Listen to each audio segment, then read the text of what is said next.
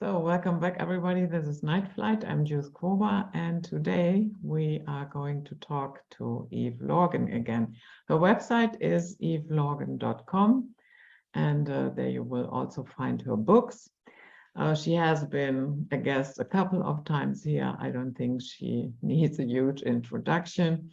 So Eve, thank you so much for coming back. Well, thank you. It's always a pleasure speaking with you and talking about updated what's going on and how things are going. So yes, there's a lot.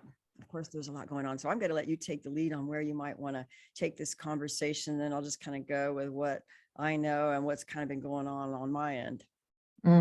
Yeah. So yeah, today I wanted to talk to you about what we hear. Yeah, sometimes a lot, sometimes not so much. But the topic would be MILABS and MK Ultra, and I find it interesting. And I think, have I ever asked you that?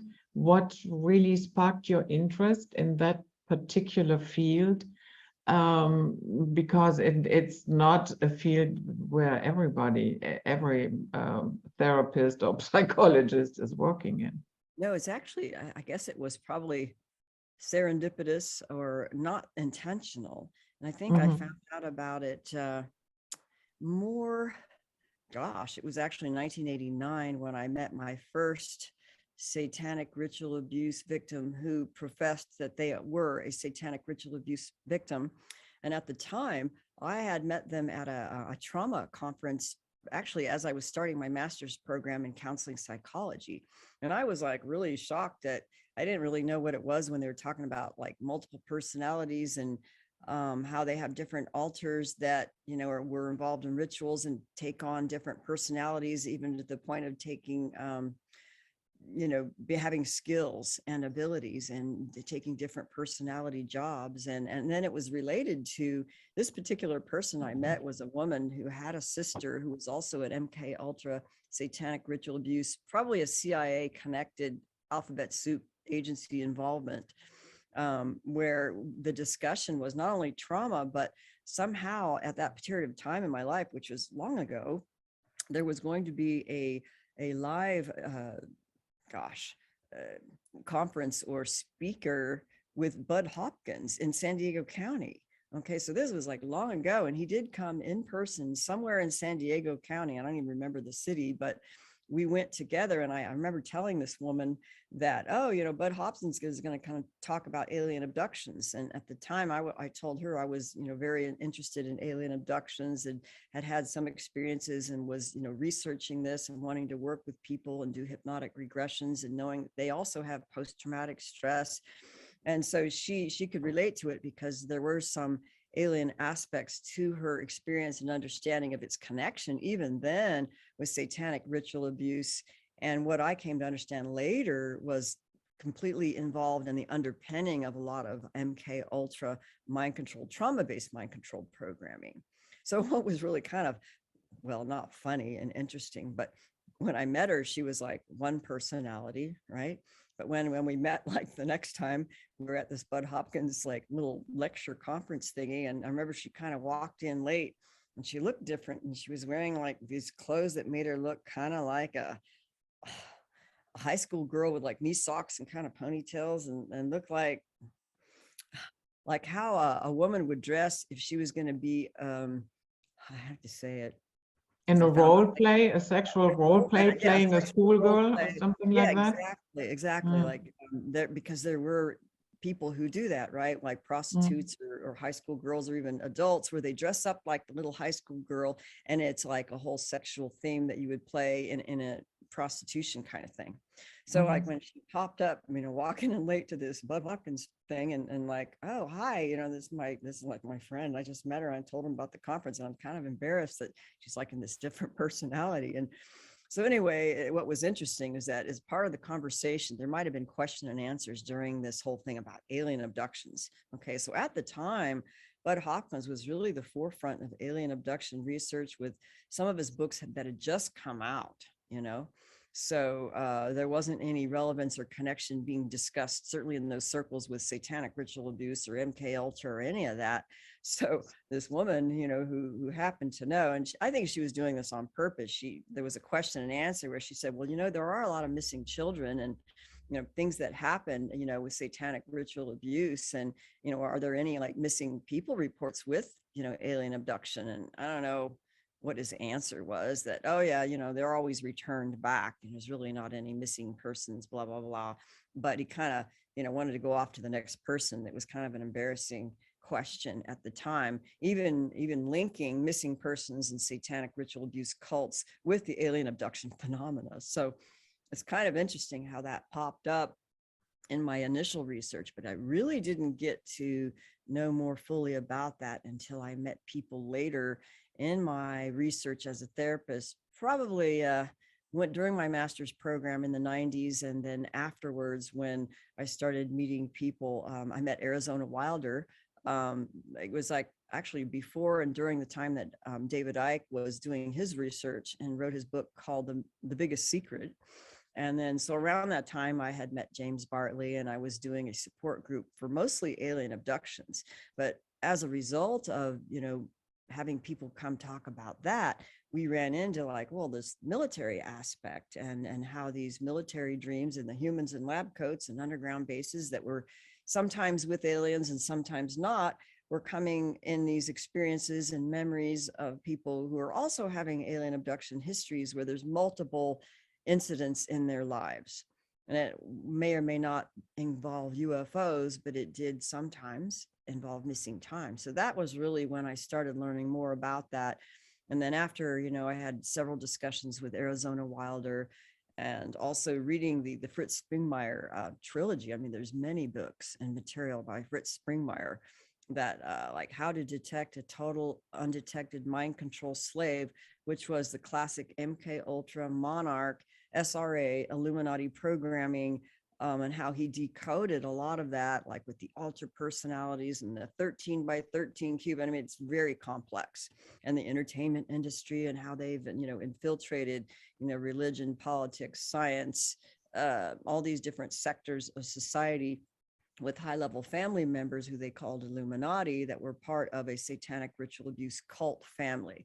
And it's often associated with alphabet soup agencies. And those agencies seemed to be that the CIA was more prominent in a lot of the reports that we had gotten. But as I've learned more, that there's many different kinds of agencies and groups involved in that kind of mind control trauma programming that's happening within certain families. So that's kind of a broad way of talking a bit about MK Ultra, because I believe there is a deeper connection and interconnectivity with all that's happening, not only even within a lot of the alien abduction, what we called alien abduction phenomena, and definitely military abductions, where the definition is people, my definitions, there's different definitions now, by the way.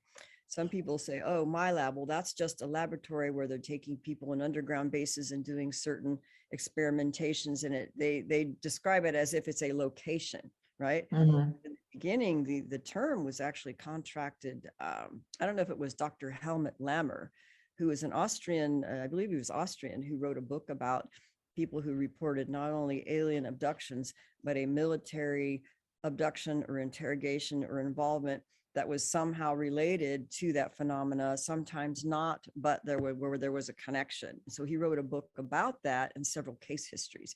And so it was a contraction between the word abduction and military, where you put them together and it's MILAB.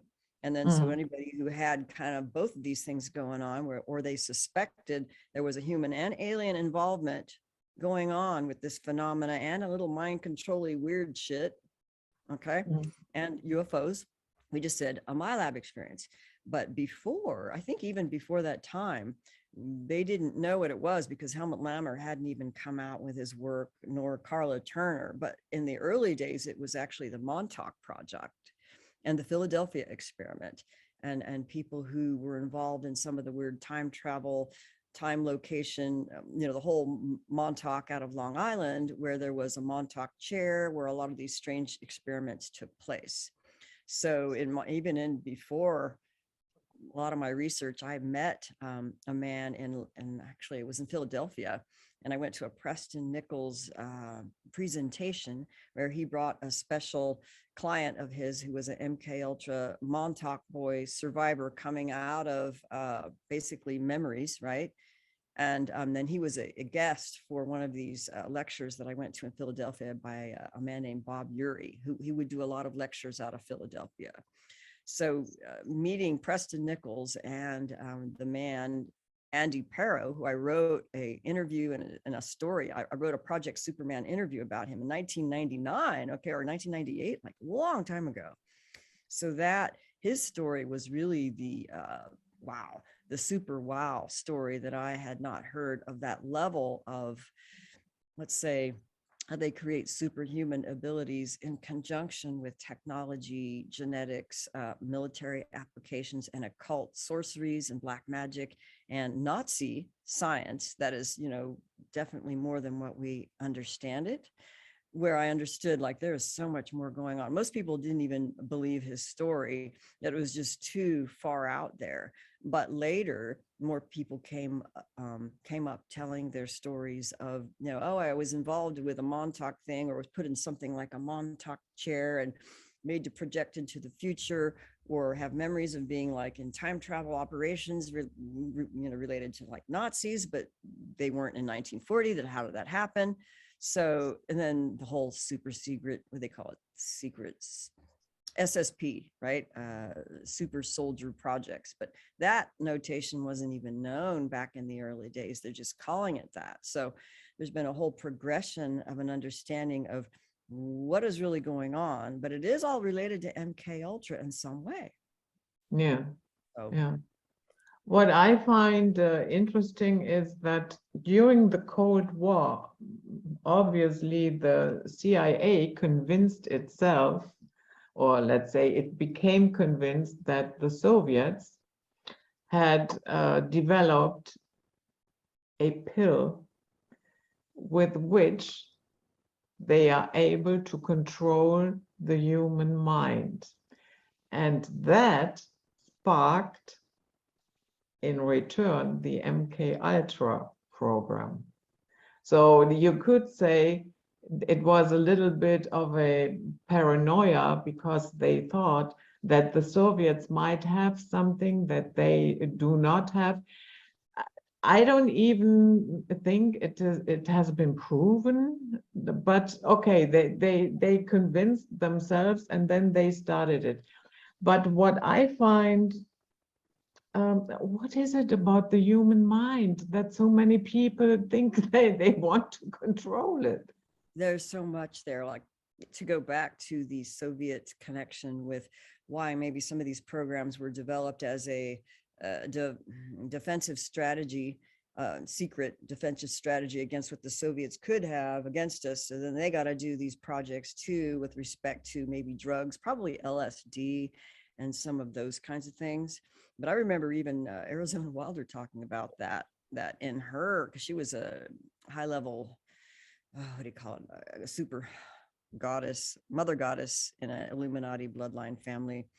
And she did a long interview with David Icke years ago, but she talked about how the Soviets definitely had a lead in the paranormal research aspects and abilities and capabilities in, MK Ultra related with people who had these high level abilities, which maybe launched some of the US and maybe other countries to want to be, on that project also, to have better defensive strategies, to be kind of on the up and up with that technology. But I will say that this all goes back to what Jessie Zaboter has been talking about on many, many radio shows. And she's a survivor of a Illuminati hierarchy family, a very high level occult family.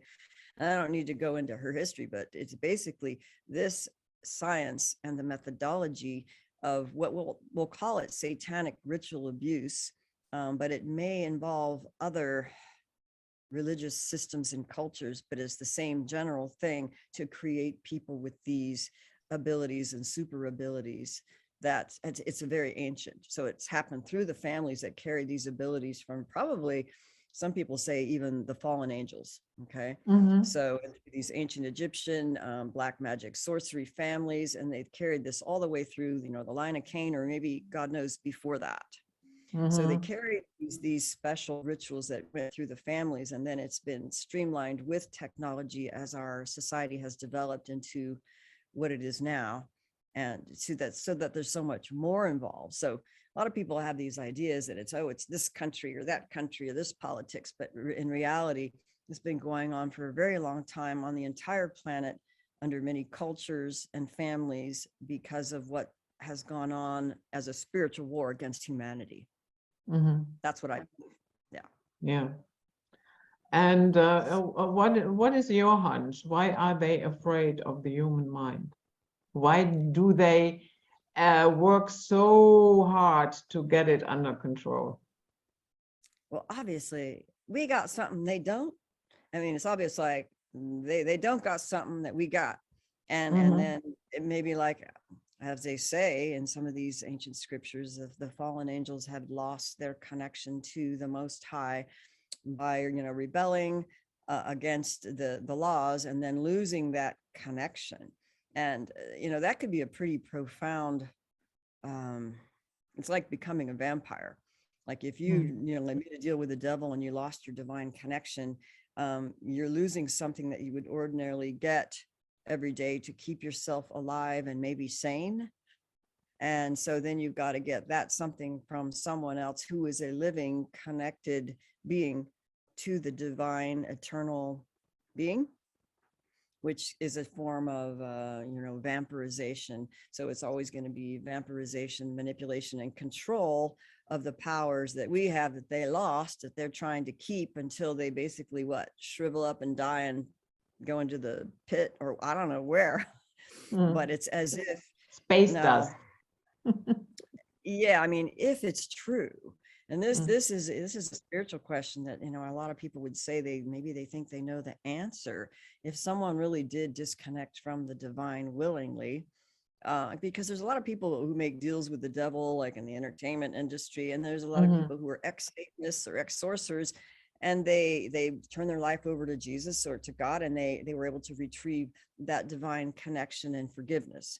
So I don't know how it is for like the big head honcho fallen angels or whoever these beings are, but for humans, I think we still have that hope to retain and regain that eternal connection, provided we clean our lives up, basically, and our heart.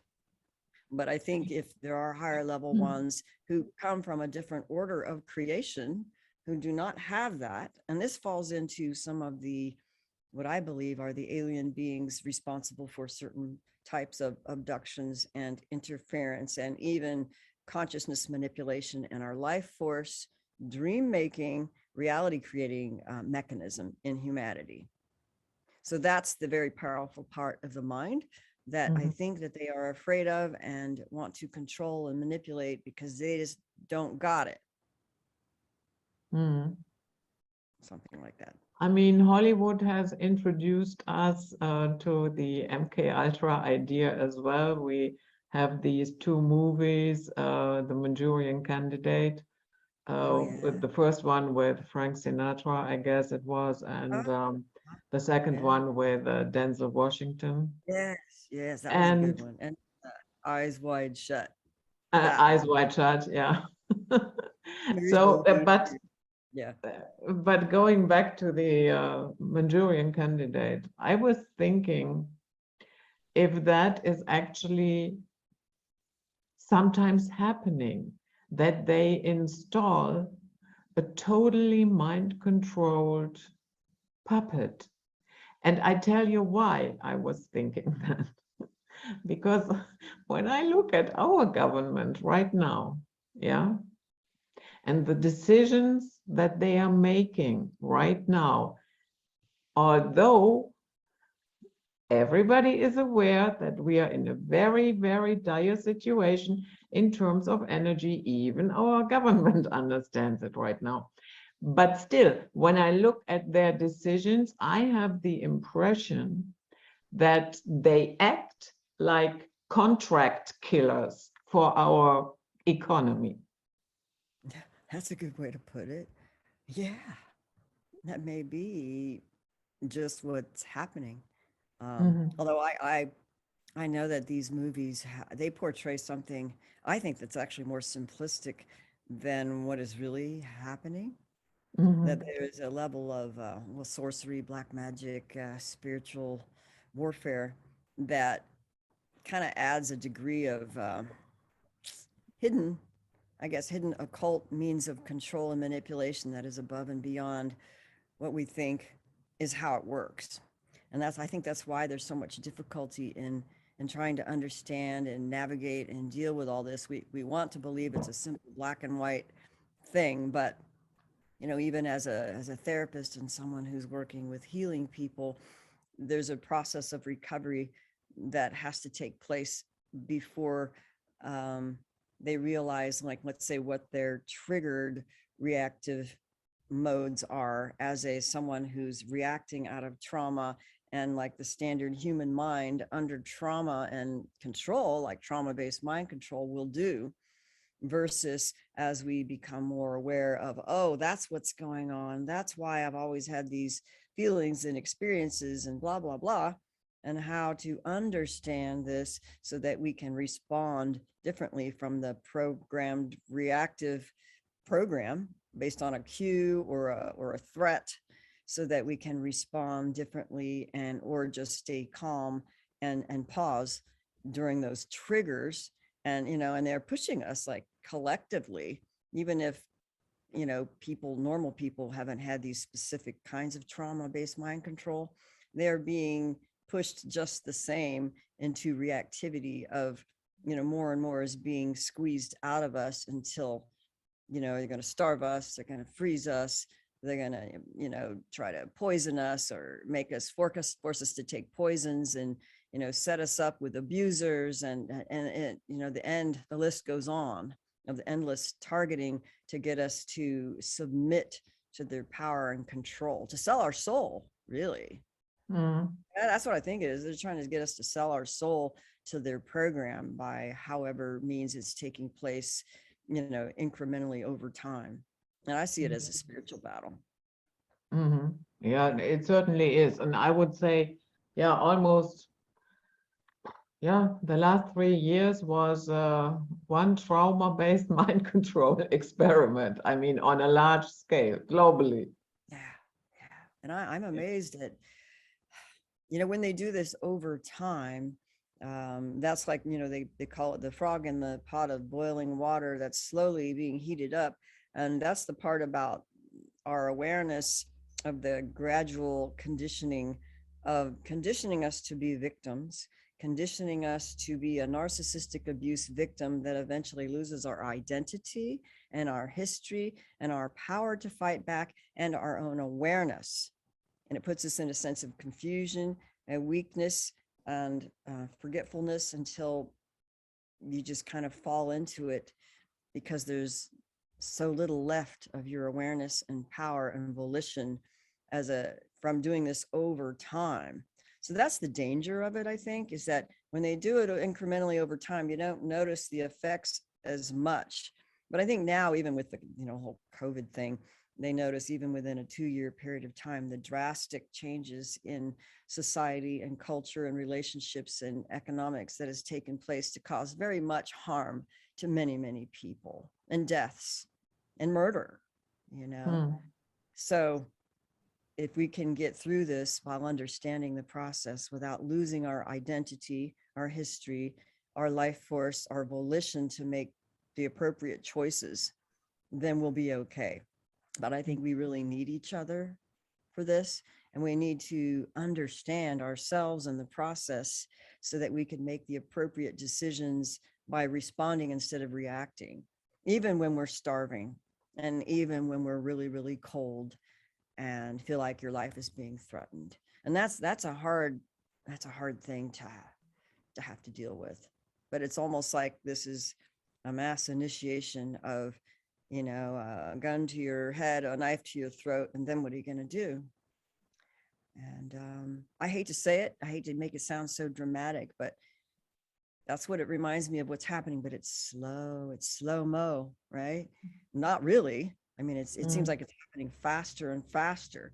And I even think, I mean, this is kind of going off on a different tangent, that time itself is being sped up, so that our perception of time is different, or that what we could normally do in a day's work or in a day, you can't get done. And not because you're old or you're tired or can't afford it. It's because literally there's less time. And I wonder if that's what's really happening, is a type of compression of time that is making things happen more rapidly. And maybe there's a real thing going on with respect to time. Like even in the Bible, it talks about like if the times had not been cut short, time itself, there would be no flesh saved alive. So we know that, the end result of any vampire, any unrecovered narcissist, anybody who sold their soul to the devil, the end is not good, right? It doesn't end well. It never will. So if we want to save more lives, their behaviors and their plans must be cut short at some point in time, even if it is manipulating time. Who knows? But I think there is a higher authority over all of this, even though it doesn't feel like it right now. Yeah, I would agree. And that is why I'm also convinced that a lot of their plans will fall to dust. That doesn't mean everybody now relax, sit back, grab the popcorn and watch the show. No. Especially our mental and inner resistance is required right now. And for that, we need to know what's going on and in what direction this might be going. Yeah, and as you said, keeping your dignity during those times. I would say it feels to me like it's graduation day for humanity. Yeah, well, we're certainly being pushed to our limit of what we think is our capacity to maintain, maintain our integrity, and how far we're gonna have to be pushed before we feel like, we're being nasty, or we can't pay our bills, or we can't hold on to commitments, or whatever it is. And it's a test. It's such a test. And a lot of people are falling short of that. Yeah, what can I say? I think it's worse in Europe right now. I mean, certainly where you are, the threat is becoming more. Yeah, it's tangible now. Yeah, because we have so many companies going down on a daily basis.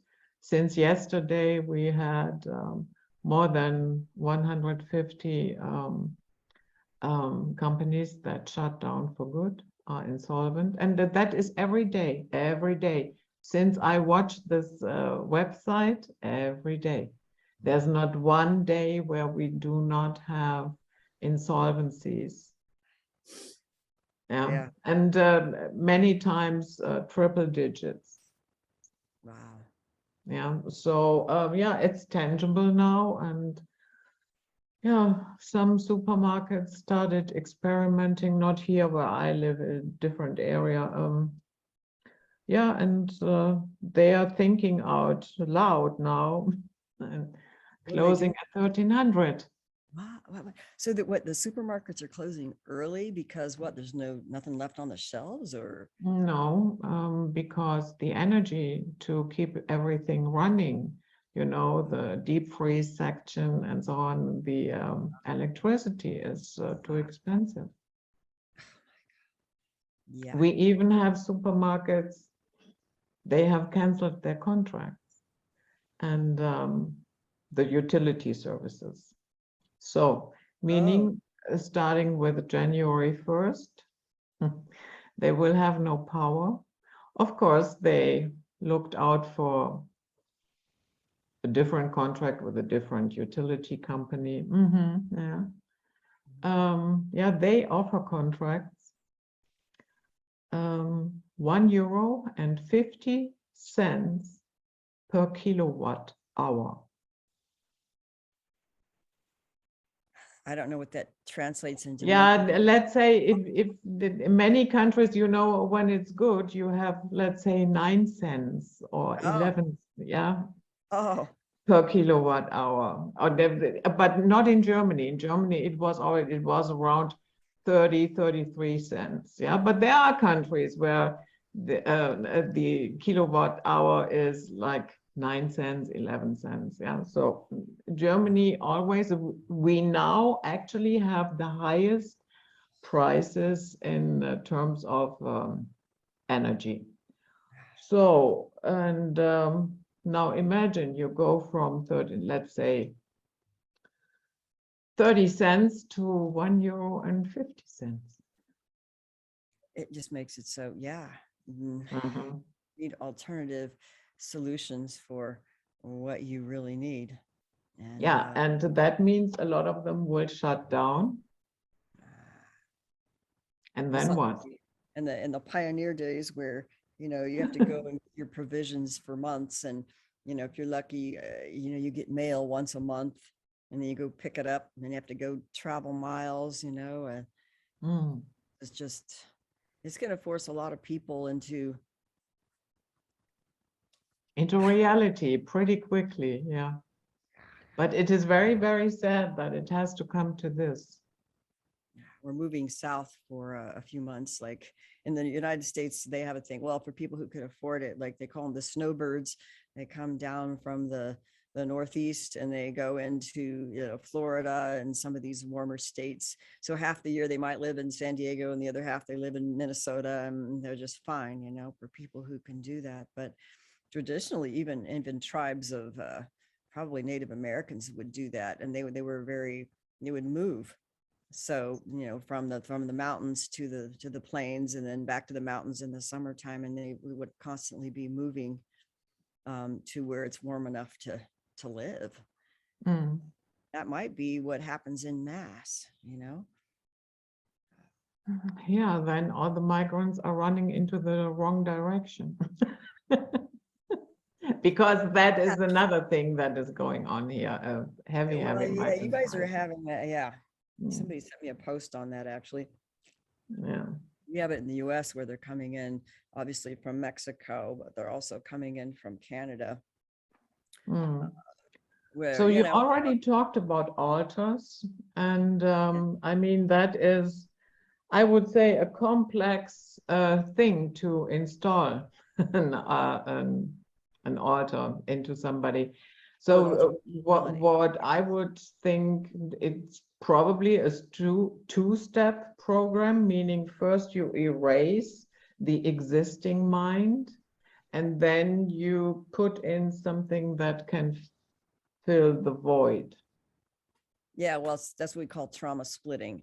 And they usually Mm-hmm. do the trauma splitting between, you know, in the womb to 6 years old. And they call it, you know, the pre-operational stage of the brain before a person develops. It's easier to cause a personality split in the brain. And there's ways that they traditionally do this in, you know, MK Ultra or satanic ritual abuse, even alien abduction. I would have to say they probably have their means of achieving the same ends, really, if they want to control someone as a puppet, right, and use their reality creation abilities. So it's usually done through high trauma. Sexual abuse is like one of the biggest modes of how to create trauma splits, but it could be, you know, love bombing, and then like the classic narcissistic abuse. You love a child and then you neglect and reject and abuse them right after they've been love bombed, and it creates a dissociative split. And so they split so that the host personality doesn't have to carry the emotional impact of the trauma of that horrible neglect, abandonment, rage, all the negative emotions. And then it's like that part carries the memory, and then they use that as like a blank slate to create an alter personality where they can just program whatever they want into the split. So it's how they program entire personalities from the part that's split off. And sometimes that part carries like all the different emotions as well. And it's a science now how they do things. But the sad part of it is once that split takes place, there is somewhat of a disconnect from our spiritual connection of coherence between body, mind, spirit in the, you know, and then that's how they take advantage of using our power, our spiritual battery essence to insert their program and control and vampirize our life force. But it's not just our life force. What we've come to investigate, even within some of these recovering, I think well recovered people who've had the abduction experience and MILABS and the different weird interference factors that go above and beyond a classic abduction kind of experience, and coming to realize and get lucid in the dream state, as well as waking, how the consciousness is affected and hacked by these interfering beings that have hacked in through trauma or through invasive, whatever methods they're using. Trauma is good, and that's how they do it. But when we can identify, be aware of their access points to insert their program and their will, and basically inserting their will and using our energy to do it, you know, like slave, right? So we just basically stop that process and, you know, either kick them out or neutralize them, since they really don't have eternal essence like we do. And that's part of the theory and hypothesis of Dr. Corrado Malanga's method of understanding how to clear oneself from alien interference. And so I probably talked about this on other shows, but it's kind of like a therapeutic recovery strategy to stop abductions and actually stop them from stealing our energy and our battery essence and doing whatever they do, so that we can recover the coherence of our mind, spirit, soul in the body, so that if we choose, we can connect with the Most High based on where we are in our heart, really what we want, so that we take our power back. So that's the whole idea of recovery and recovering our true power, so that we're not trauma split, so that we can't even access our own. And that's part of the difficulty with people who have been trauma split.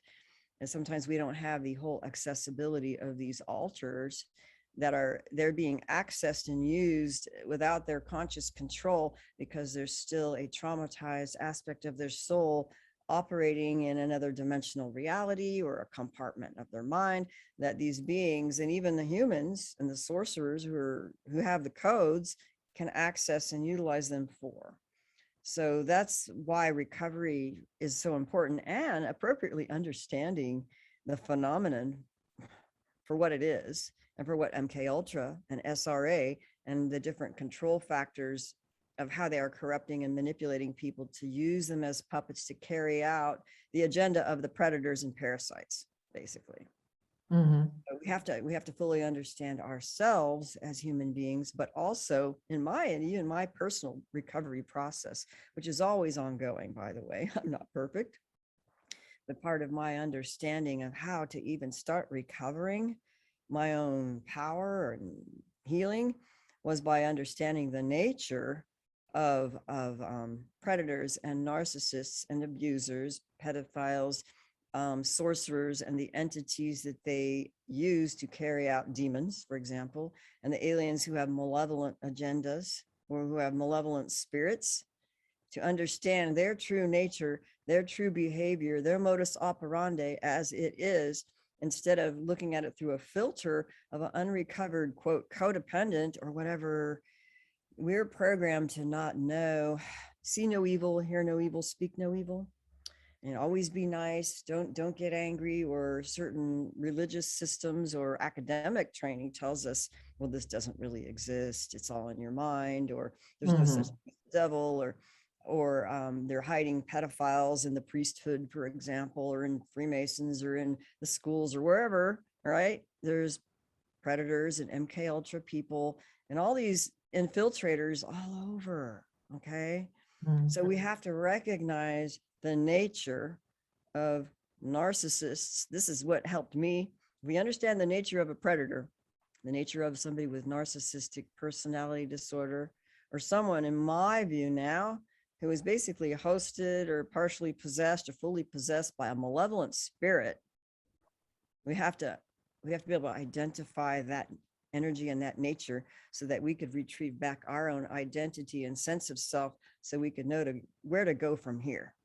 Because if you do not know the true nature of them, they continue to gaslight you, control you, manipulate you, strip your awareness, strip your energy, strip your identity, and strip your history until you're nothing. Okay. So that's how serious it is. So we must know a sense of duality of like, okay, this is basically evil or ignorant, or predatory. And this is basically, we need to know our essential goodness and who we really are as natural humans connected to the divine.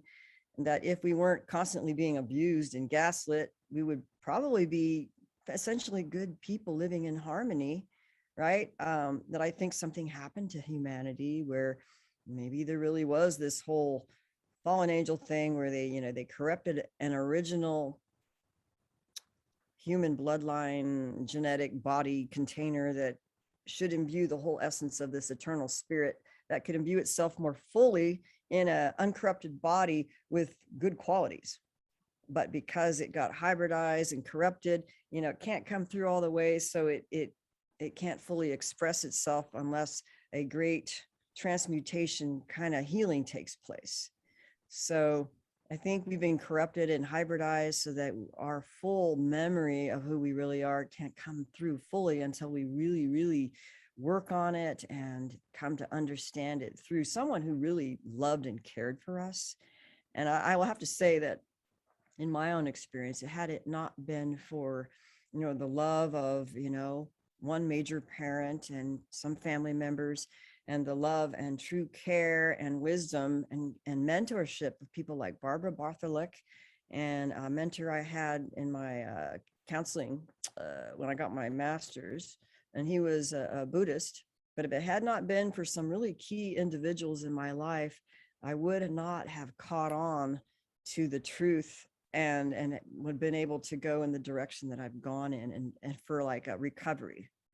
Because there's a lot of unrecovered people who haven't gotten it yet, and they're still operating kind of unconsciously according to their capability. Sometimes I think it's unwillingness, and sometimes I think it's because their vehicle itself is corrupted. And this is what I think the transhumanism agenda is about. And part of even what they're going to say, some of the fallen angels or the malevolent alien agenda, where they want to corrupt the DNA or hybridize us to such a degree that they could utilize our spiritual battery essence, but completely control our consciousness so that, we basically become puppets of them and not be able to fully express ourselves because that's been corrupted. Yeah. So there's one incident where I personally would say, to me, in my book, nobody has to agree to that, but in my book, that's a classic MK Ultra hit. That was the murder of John Lennon. And what I found interesting was that, I forgot his name, but the guy who shot him, he could have escaped, go over the street, use the subway, and you're gone. But he did not. He sat down and read Catcher in the Rye. Yeah, he sat down on the stairs. So to me, that is an indication that his programming just simply stopped there. He actually had no program, no idea whatsoever what to do after it was done. And so, which means if he has been used in such a way, that means sometimes they just throw you under the bus, leave you to the authorities, and then that is it. And others, they get recycled. Some of them, they get used for years. Have you noticed that as well? Yeah, a lot of times they neutralize or get rid of someone, if it's too much evidence for what they really are. or, they're good enough mind control victim that they look like they were guilty and all the evidence points in that direction. But for the good ones, I mean, I've known cases that people are speaking about right now who, let's say, whose partners were a high level operative that was actually a satanic ritual abuse victim, grown up in a military and black op and super soldier kind of program, and then be used for like a mass shooting or a possible mass shooting and other operations, black operations that are highly connected to occult and technology and military and these, satanic blah, blah, blah. But what happens is, even if they suspect something like that, if they're too valuable an asset and there's too many things to hide in terms of security, they will make sure that that case never goes to trial, or there's not ever enough evidence, and they give them a new name and they send them to another country, or they fake their death or whatever, because they don't want that evidence showing that there's really this kind of deep involvement with a lot of these kind of strange things that are happening, like, the false flag shootings, for example. But that's a key right there, that there's obviously a lot to hide. And this, I believe, kind of connects to why I believe true UFO disclosure, right? And all that really is not going to take place with any relevance of a lot of truth. It's going to be spun, it's going to be limited, it's going to be, I don't know what it's going to be, but it's like they have to keep getting rid of the people who really know the truth, or the people who might lead to witnessing or figuring out like who's been involved, and this is why, with the whole MILAB involvement and that research, which had arisen out of, the UFO phenomena, and then ETs and alien abductions, and all of a sudden there's this other piece that's just not fitting in too well, and they really don't like it, and it's poo-pooed with the usual mind control procedures done for like spiritual groups or UFO groups or MUFON or this group or that group. It's a little bit too uncomfortable, so we're going to make you bad and wrong and kind of like not let you have your voice. And then these researchers like end up dead of cancer in 6 months, and so they have a way of getting rid of people who actually have some kind of evidence showing that there's a deeper connection that they don't want out, because they know that the human involvement, it's usually involved with like certain families and money and political and, the occult control, and how it's connected to this like trickery. And they don't want us to know that. So they get rid of the evidence. And so this is why the popular opinion, I mean, I always look at, if you look at the popular opinion, is it going to be the truth? Well, there might be some truth to it, but you can guarantee it's going to be spun here and spun there. And this is why the majority rule of a collective consciousness opinion or consensus on reality, in my view, it's probably not even true. Yeah. Yeah, when you were talking about family connections, I had to think of Ted Bundy. He is also from the Bundy bloodline family. And wasn't that the Brady? Oh, I'm thinking the Brady Bunch. Sorry, it was the Bundy No, Bunch. no. I'm talking about the serial killer, not the Brady Bunch. All MK Ultra with narcissistic abuse parents and pedophile here. And just saw, like when I hear about these family histories, I mean, as a therapist, I hear the stories that never really go public. And I see connections between things, and I'm often amazed and I'm saddened, and how so many things have been kept in secret, that I wish that they could have gotten the help they really needed, had more people understood, what was going on right under their noses next door.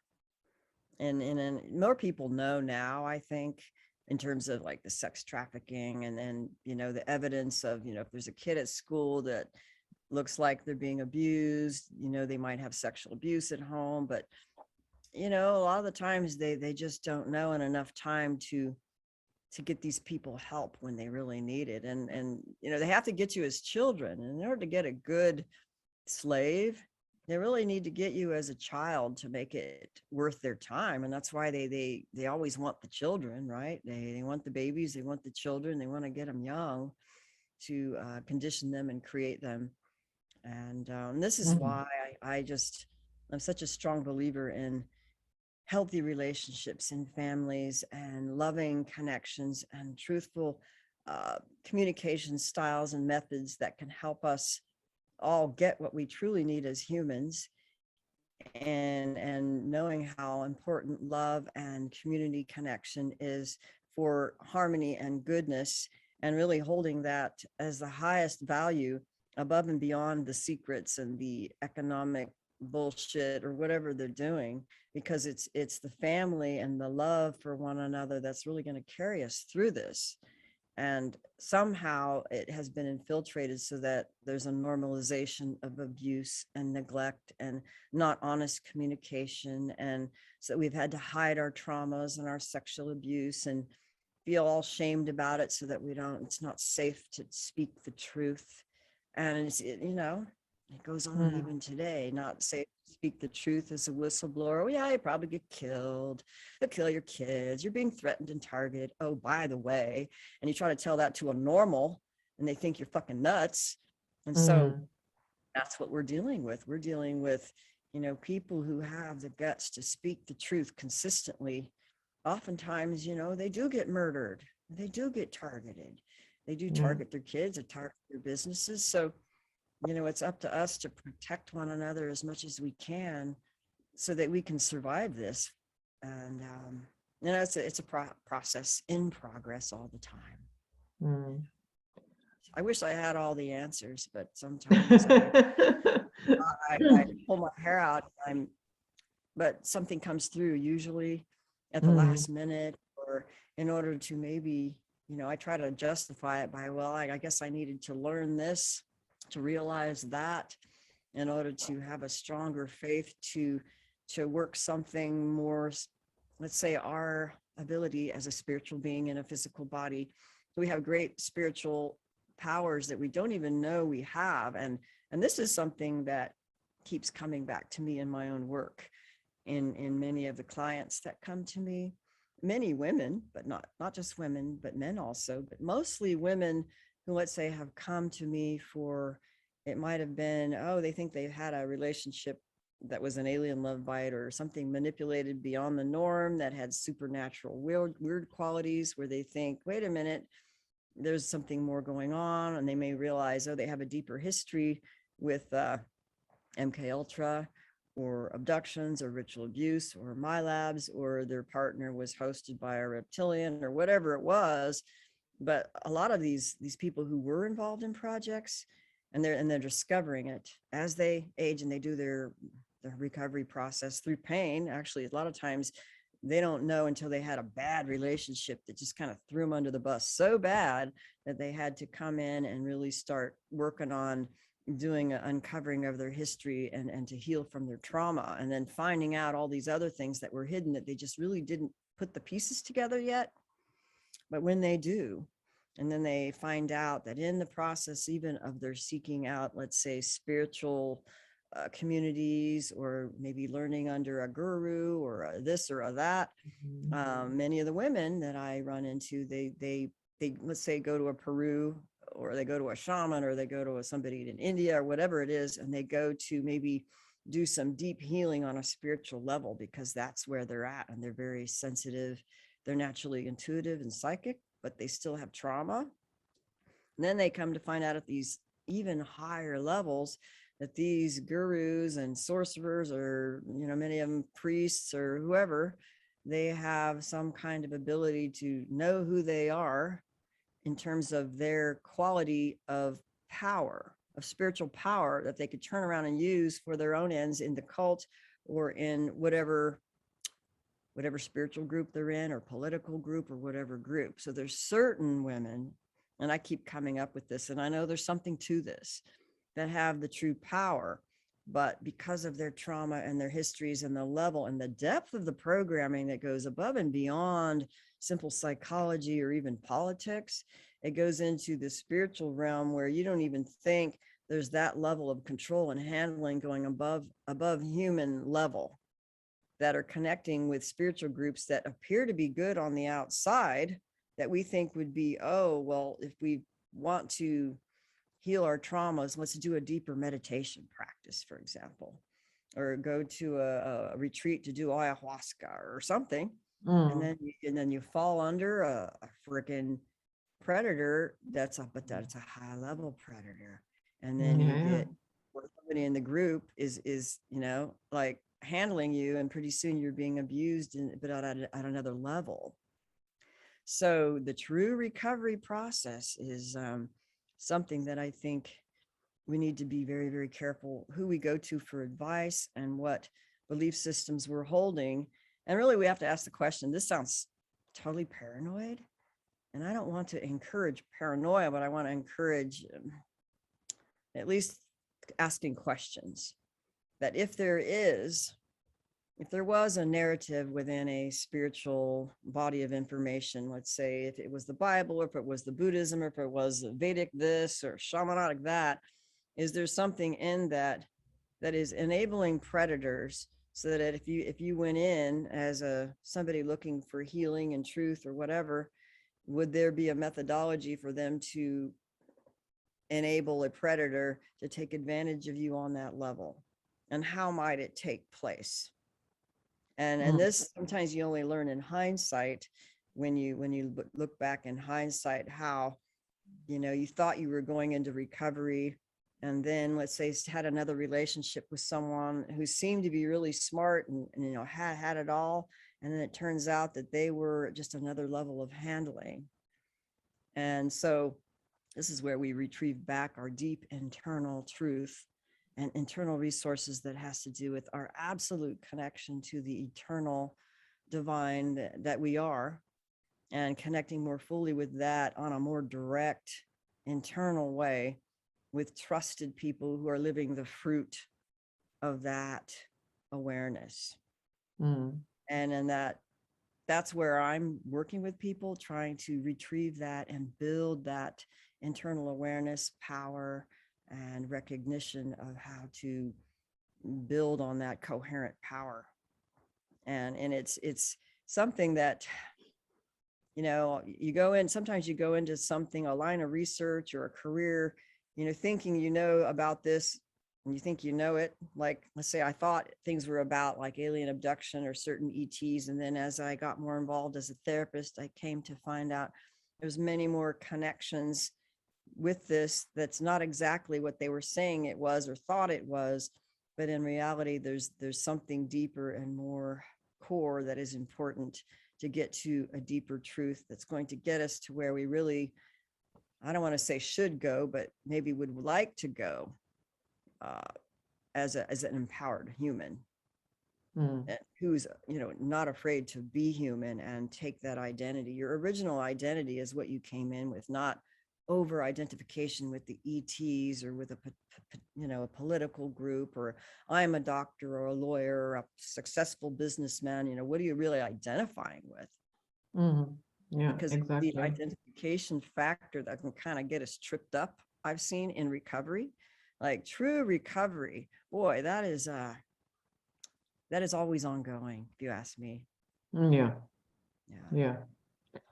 Do you think that, let's say there are people in law enforcement who have the faintest idea, who are, a little bit closer to knowing what is going on, because the public statement from the FBI always is no such thing as sexual ritual abuse and satanic this and that.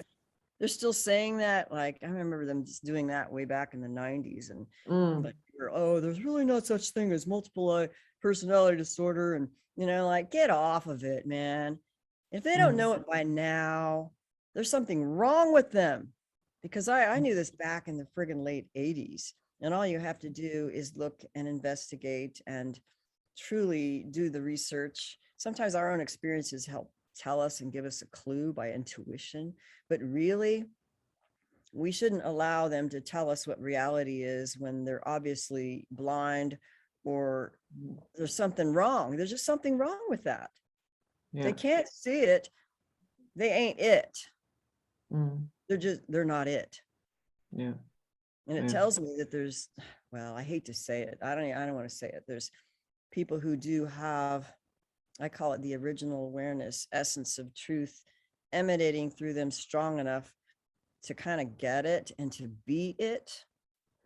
And there are those that do not or cannot for some reason. And I like to be inclusive and compassionate, but I don't want to waste my time too much with those who have bad fruit and who have bad advice and whose ignorance and lack of awareness are security threats to my existence, to be blunt about it. Yeah, I can understand that. And yeah, that was a fantastic first hour, Eve. I thank you so much for this assessment. And yeah, that was the public hour. And in the second hour, we will talk about what happens during a military abduction, how to distinguish it from an alien abduction, and many, many other things. So we will see the patrons on the other side. And until next time, bye-bye.